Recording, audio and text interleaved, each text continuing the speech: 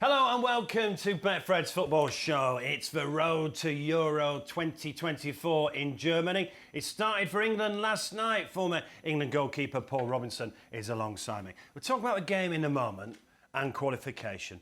But Harry Kane, 54 goals, which is a record for England, 54 in 81. Right then, as a former goalkeeper, and obviously you've got your Spurs allegiance as well, how good is Harry Kane? Numbers say it all.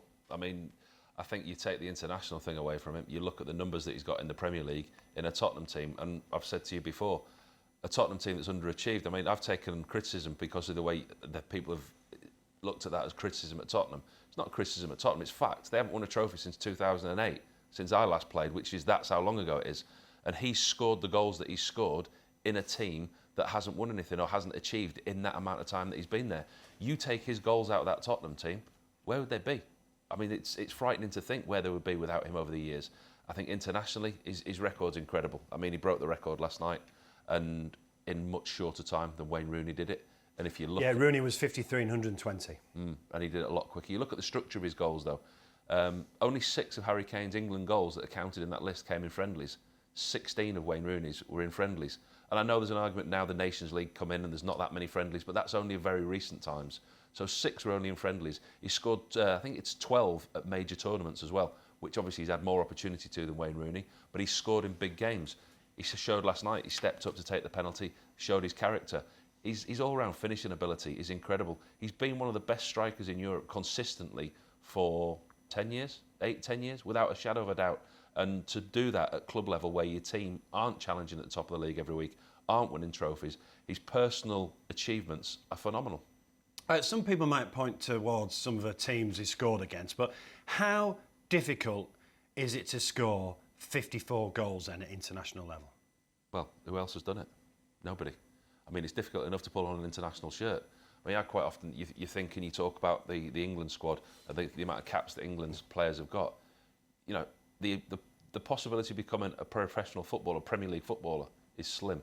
The chances of becoming an international footballer are slim to none. The chances of being the very best at what you do are almost impossible, and he is, and he has been. For me as a goalkeeper, it's a massive piece of pride for myself because the one job that I do, there was nobody better than me in this country at the time. I did it 41 times, and at that time in this country, my job, I was the best in this country at doing my job, which is a massive achievement for me, and it's something to be very proud of. Harry Kane's done that for such a long time and continues to do it. At his job, at what he does, he is the very best in this country, and probably, you can honestly say, many others. And as a contrast with last night, look at Italy now scratching around for a centre-forward, which is unheard of, isn't it? Well, I mean, they've had injury problems, haven't they? Yeah. Immobile, Raspadori's been injured. They brought Retegui in last night. I mean, he looks a decent player, that Retegui. I was doing a little bit of homework on him for the game last night. 19 in 27 last season. He's 23 years old, but born to Argentinian parents. So he's only not in the Argentinian squad because of Martinez, Alvarez and Simeone. So Italy have poached him off Argentina, and he looks like he's going to be a decent player. But Kane is still a level above. Oh, a different level. I mean, the amount of nations that what would they give to have a Harry Kane? Look at what he's done. Look at the goal scoring records. He would get in. Listen, you've got your Ronaldos, you've got your Ibrahimoviches, you've got your top class, your Messis, Mbappes, etc. If you've got Harry Kane, he plays with them. He doesn't play instead of them, he plays with them. You find space to get him in your team. Fair play to Wayne Rooney last night. He was on 53, of course.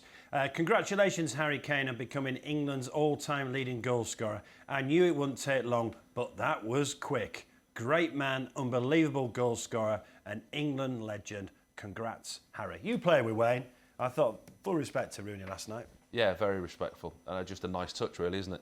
I mean, records are there to be broken. And Harry's got the opportunity now. Well, he's 29. So that record of Wayne Rooney's was there for a good while. What Harry's got the opportunity to do now, because the games have been so concentrated, the World Cup's come around quick, the Euros are coming around quick, we're back into qualifiers again. He's got an opportunity now to put numbers down that possibly won't be followed for a long time, in the same way that he's done at Tottenham. I mean, he's the goal scoring record he got at Tottenham that Jimmy Greaves had for such a long time. What Harry's done there, I don't think in modern day football anybody will stay at a club again that long to possibly break that record. So then you flip it again as to our personal achievements enough for him to stay at Tottenham rather than winning trophies. Go on, then. You've brought it up, man. Twitter's going to go wild. Yeah. What do you think Harry Kane should do this summer? What do I think he should do? Listen, if I was him, would personal achievement be enough for me? He's looking at the Premier League record. I'm looked at it this morning. He's 60 goals to break. He's 59 behind Shearer. He's 60 to break it. Well, he's going to do that at 29 if he stays in the Premier League. 29, 3 seasons, 20 goals. He's already on 21 this season, and we're in March. There's 10 games to go this season, and he's already on 21. So on average, he's going to break that. He's going to break Shearer's record within 3 seasons. Does he do that at Tottenham? He doesn't do it if he goes to Bayern Munich. He doesn't do it if he goes to Real Madrid. So there'll be that to take into consideration. It's all down to his own personal aspiration. From Tottenham's point of view, they're not going to want to lose him on a free. He's coming into the last year of his contract. Somebody's going to have to pay ridiculous money for him. It's going to have to be 90, 100 million. Who's going to do that for a 30-year-old? Listen, you're having a 100 million outlay for somebody who you're going to get output of for 3 years. So all of a sudden things are narrowing in and they're coming to a point where I think the next managerial appointment at Tottenham will be very, very key to what Harry Kane does. I think if Pochettino comes back in, I think there's a huge chance that he'll stay and he'll look for personal achievements, personal records. The Tottenham goal-scoring record, the England goal-scoring record he's got, the Premier League record he will get if he stays and carries on. Does he want to stay and be a Tottenham legend, or does he want to go and win Premier League titles? To be completely honest, where Tottenham are at the moment, he's not winning the Premier League with Tottenham. They're so far away from it. They've got to have a huge influx of money. They've got to build a team around him, like they should have done under Pochettino. We're in the Champions League final so many years ago. The managerial appointment will be key. A Carabao Cup, an FA Cup in his career, what he's got left at Tottenham, and then does he move on after that? It's down to personal opinion to what he wants to do. If he doesn't move this summer, does he not move at all then? Because he'll be 30 in July. Listen, there's an argument where, do you remember Teddy Sheringham's move from Tottenham to Man United? And at that stage of his career, left Tottenham, went to Man United, won whatever he won, 3 or 4 trophies. Won the treble. Came back and then went back to Tottenham and finished his career as a Tottenham legend and a Man United legend. Harry's at a similar stage of his career, so you could maybe see something like that happening. I think if he doesn't leave for the Premier League this season, I don't think he leaves for the Premier League. If he doesn't leave this season, he signs a new deal, tries to get an FA Cup, a Carabao Cup, an outside chance of a European Cup, some kind of European trophy at Tottenham, and then does he finish his career there, or does he then look further afield? Does he look into, I don't know, a Bayern Munich, a PSG, an MLS, and look to finish his career somewhere else? But I think he's earned the right to be in control of his destiny. Does he win Euro 2024? Without getting carried away, it was a game of 2 halves, wasn't it? England were outstanding in the first half, especially Bellingham. Grealish could have made it 3-0. The second half, we were hanging on, especially with a sending off. Italy have not been beaten. England have not beaten Italy since 1961 in Italy. And it was, listen, and they knew that, the Italians, hence the reason they put the game in Naples. The atmosphere at Napoli is incredible. We all watched it last night. We know the history behind Naples and how passionate they are about football. And that was a real cauldron last night for them to play in. And it frustrates me a little bit from an England point of view, because we watched the first half, brilliant. They should have been 3-0 up at half-time because Grealish had that great chance. Different team. The Italians weren't going to play that poorly in the second half. The England team have come out and they've done a job. They've dug deep. They've had to go places that they didn't want to go to. It wasn't pretty. It wasn't ugly. They've come away from Italy winning a game where... But we've seen England lose them, haven't we? We've seen England... But then everyone jumps on the bandwagon this morning going, oh, they were really poor in the second half. He didn't have these substitutions, and we should have changed this. We should have been better in the second half. Unless England win 4 or 5-0, nobody's happy. There's always criticism. If that game was the Euros final, would everybody be happy with that? If that was the Italy game, of course. You've come away, you've beaten a team. Their remit is to go there and do a job and win a game of football. There's no pictures on the league table whether they're qualifying or not, or whether they're getting trophies. That is a fantastic result. Yes, there's parts of the game you can pick apart, you can analyse and everything else.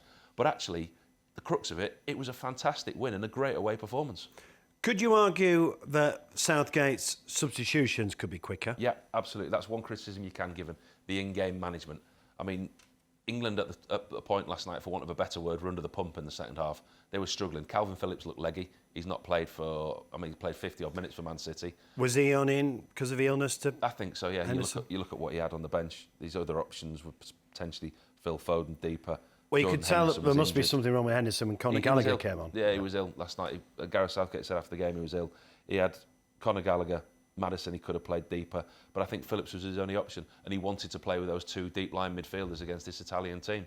And I think his in-game substitutions are one thing. Second half, struggling. Like I say, Calvin looking a bit leggy. Couple of yellow cards. Luke Shaw gets sent off. Substitutions are more reactive than proactive. We got to 70 minutes last night. Roberto Mancini had made 4 substitutions. Yep. England had made 1, and it was Foden for Grealish, which is so predictable. That was a toss-up to who would play anyway. So I think in-game management, in-game substitutions, more proactive than reactive is a criticism you possibly could give the manager, but he's won another game of football. And it's all about qualification at the end of the day. We're in Group C with Italy, Ukraine, North Macedonia, Malta. 2 go through as well. So without getting carried away, beating the best team in the group away from home is a huge step now towards qualification. We're through. We're through.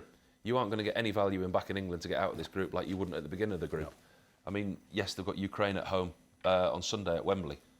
Win that, 6 points away in Italy at home to the Ukraine.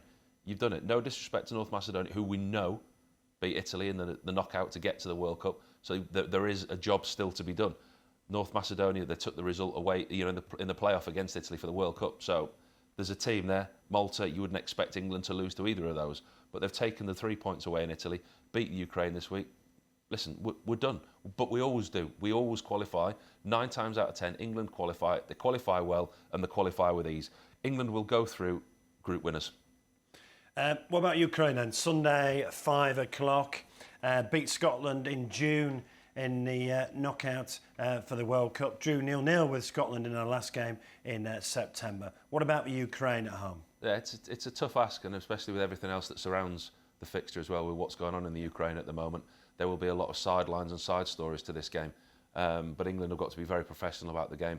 They've got to look towards qualification. 6 points in these first 2 games will be huge for them. The home crowd behind them at Wembley. It'll be interesting to see how the players recover from last night, because it will take a lot out of them. There was a lot of injury time. They looked leggy in the second half. Second half, they looked leggy, they looked tired. Obviously, Luke Shaw got sent off, so he'll be missing. I think the manager will change it up a little bit. I don't think Calvin Phillips will play again, because he's played so little football. He can't play 2 games in such a short period. Maybe Foden and Grealish will swap. I was really disappointed Rashford pulled out this time. This was his time, wasn't it? It wouldn't have been a Grealish or Foden. It would have been a Rashford and Saka behind Kane, which obviously we're not going to get to see. I don't think Ukraine will provide England with too much of a test. It's about doing a very, very professional job and getting a result. What kind of result do you see at Wembley on Sunday night? I think it's a big ask for the Ukraine. I think it's going to be England to 0. I think you look at his squad, you look at whatever team he plays. I think probably Ben Chilwell will come in for Luke Shaw. Whether he changes Kyle Walker, puts Reece James in, he's got so many options. The squad is so strong. Whatever he puts out, I think England will win 0 comfortably and get Harry on the score sheet again. They played each other 8 times. England 5, 2 draws, 1 Ukraine win. That was in 2009, and one of your 5 Live colleagues and part of the Goalkeepers Union, Rob Green, was sent off in that game. Yeah, that seems a long time ago now, doesn't it? England against the Ukraine, they normally have a decent record, but obviously that was a different evening. First goalkeeper to get sent off for England as well, I was told, which is not a great stat to have. And then you announced your international retirement round then. I did, yeah. Me and Fabio didn't see eye to eye. I wasn't playing particularly well at Tottenham at the time, and I don't know whether I'd gone to Blackburn at that time or I was still at Tottenham, but we had discussions around my role in the squad, and personality-wise, we clashed. He could speak English and understand when he wanted to, but when he didn't want to, it wasn't. Players always talk about managers that have an open door and are great communicators and are always there. The thing you can ask as a player is honesty. If you're not playing, the manager's got a job to do. If you're not playing, fair enough. Tell me why I'm not playing, what I have to do to play, and be honest rather than not be honest with you.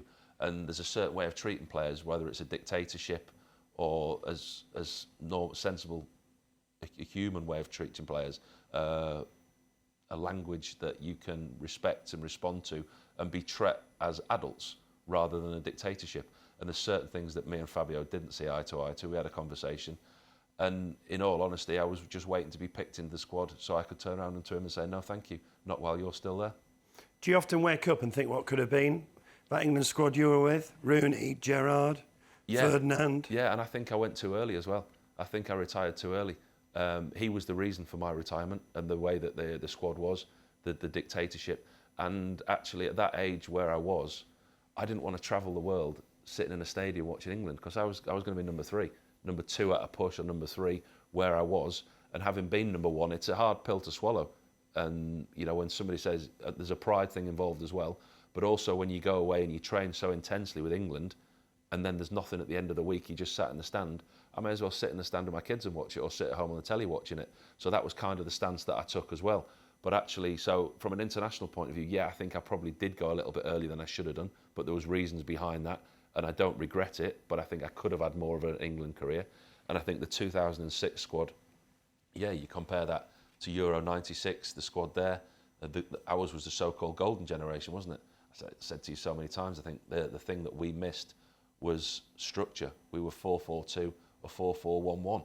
You look at the modern day formations and the way that players are integrated into systems now. If we'd have had that and we played a system that suited the players rather than a system and we just put square pegs in round holes, as in Paul Scholes on the left wing, Joe Cole on the left wing, different players in different positions, Frank and Stephen playing together, whereas if one was pivoted and we're playing a holding 2, one was higher up, I think we were a victim of our formation, in all honesty. You're very close to knocking out Portugal, weren't you?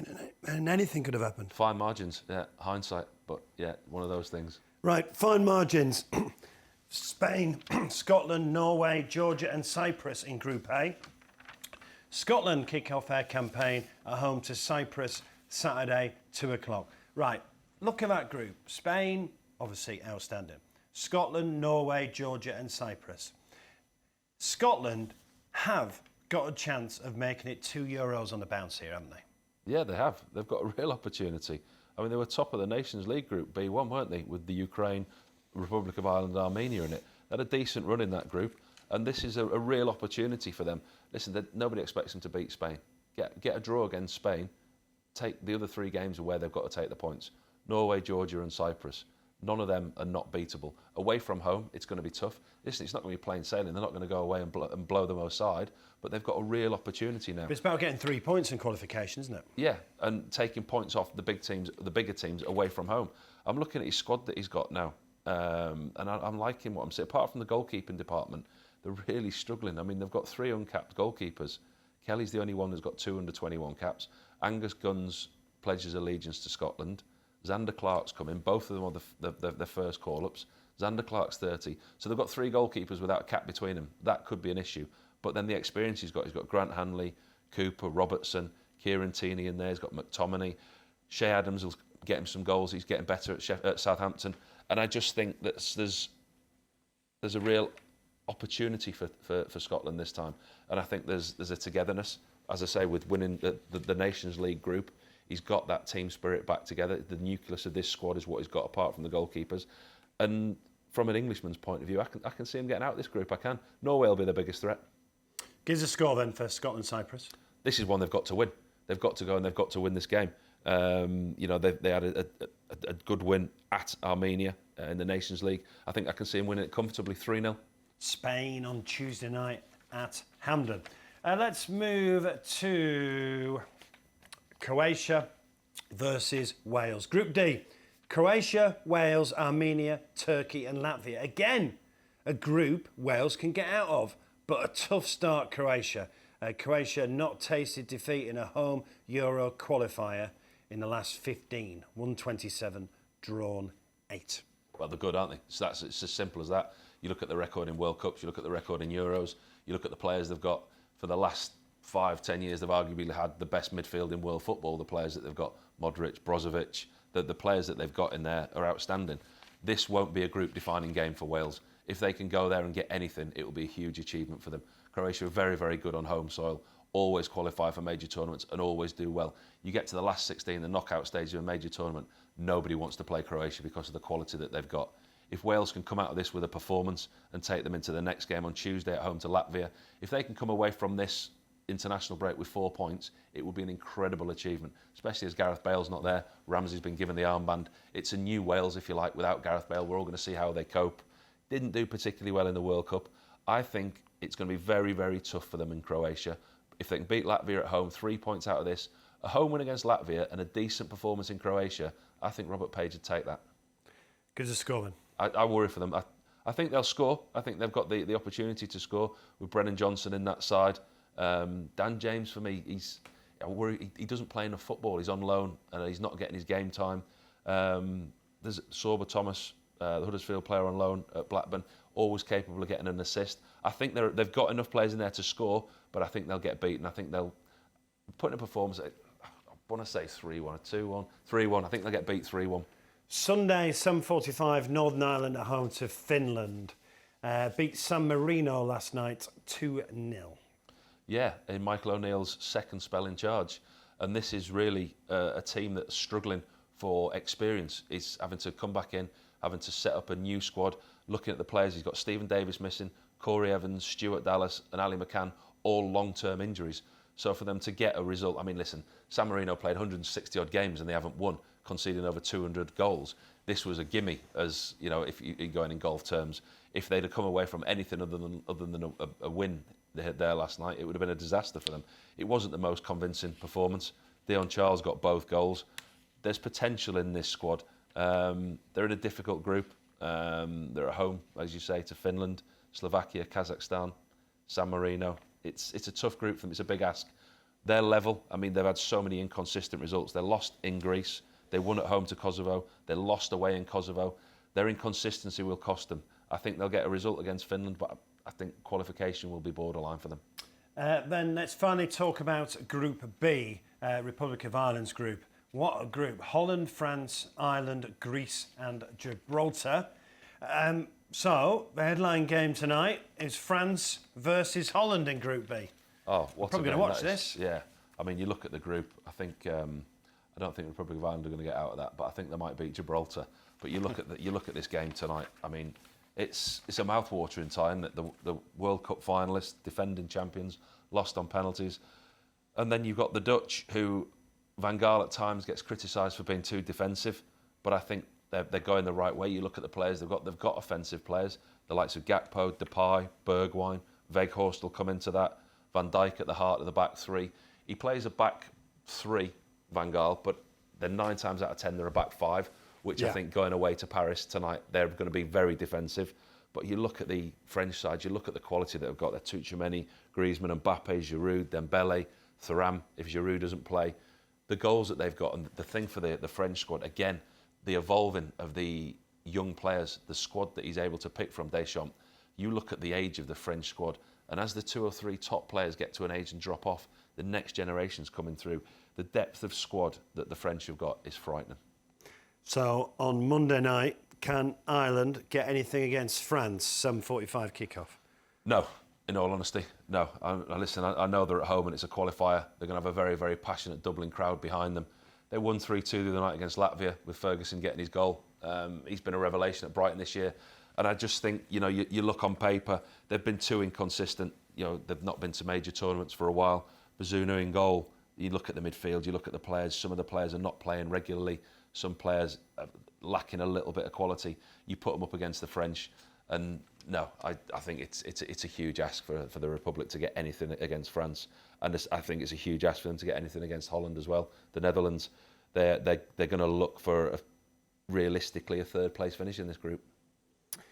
Right, it's the road to Germany, Euro 24. Let's just finish with one more question about Harry Kane. We're not people in this country, and obviously you got the missed penalty against France. But just put into words, England's top goal scorer, 54, just 29 years of age. How big an achievement is that? To be the top goal scorer at that age, I mean, people normally achieve records when they're coming to the end of their career. And he's 29, he's got an opportunity now to put numbers down on paper that possibly won't be beaten in my lifetime, maybe even in his lifetime, which is an incredible achievement. And to do it the way that he's done it, as I say, playing in a side at club level that's underachieved, but at international level, and to score the goals in major tournaments, and to always stand up and be counted and be the captain as well. And at 29, you would think, you look at Cristiano Ronaldo, you look at his age, how long can Harry Kane go for? How long is he going to go keep scoring these goals? At least another 6 years, at least. So the numbers that he could put down are frightening. Thanks very much, Paul. Enjoyed it. Enjoy the Euro qualifiers. We'll see you next week. We return of a Premier League.